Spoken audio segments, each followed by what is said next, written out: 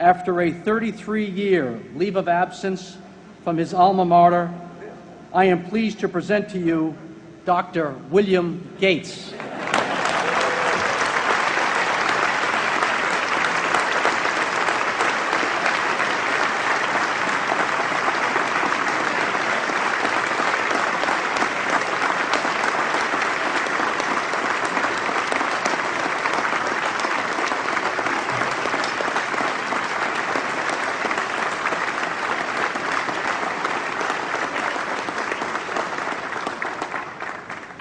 Thank you. President Bach, former President Rudenstein, incoming President Faust, members of the Harvard Corporation and the Board of Overseers, members of the faculty, parents, and especially the graduates.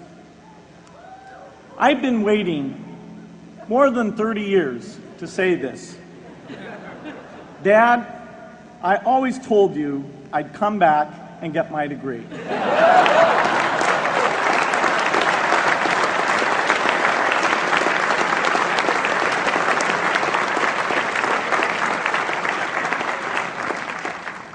I want to thank Harvard for this honor.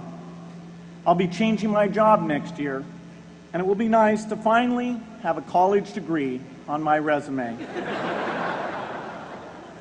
I applaud the graduates for taking a much more direct route to your degrees.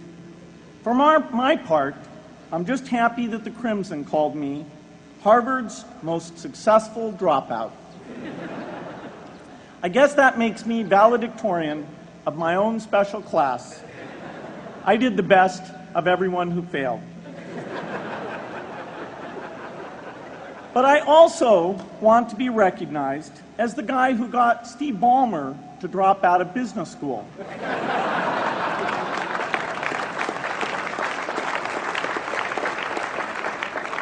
I'm a bad influence. That's why I was invited to speak at your graduation.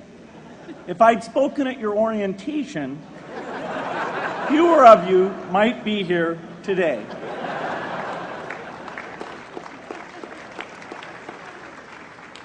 Harvard was a phenomenal experience for me.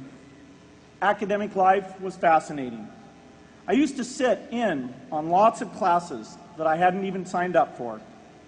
And dorm life was terrific. I lived up at Radcliffe in Currier House. There were always a lot of people in my dorm room late at night discussing things because everyone knew that I didn't worry about getting up in the morning. That's how I came to be the leader of the antisocial group. We clung to each other as a way of validating our rejection of all those social people. Radcliffe was a great place to live. There were more women up there, and most of the guys were math science types. The combination offered me the best odds, if you know what I mean.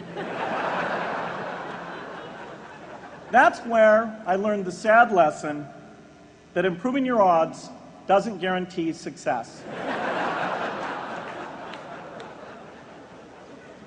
One of my biggest memories of Harvard came in January 1975 when I made a call from Currier House to a company in Albuquerque, New Mexico that had begun making the world's first personal computer. I offered to sell them software. I worried they would realize I was just a student in a dorm and hang up on me. Instead, they said, "We're not quite ready. Come see us in a month," which was a good thing because we hadn't written the software yet. From that moment, I worked day and night on the extra credit project that marked the end of my college education and the beginning of a remarkable journey with Microsoft. What I remember above all about Harvard was being in the midst of so much energy and intelligence. It could be exhilarating, intimidating, sometimes even discouraging, but always challenging. It was an amazing privilege, and though I left early, I was transformed by my years at Harvard, the friendships I made, and the ideas I worked on. But taking a serious look back, I do have one big regret. I left Harvard with no real awareness of the awful inequities in the world, the appalling disparities of health and wealth and opportunity that condemn millions of people to lives of despair. I learned a lot here at Harvard about new ideas in economics and politics. I got great exposure to the advances being made in the sciences. But humanity's greatest advances are not in its discoveries, but in how those discoveries are applied to reduce inequity.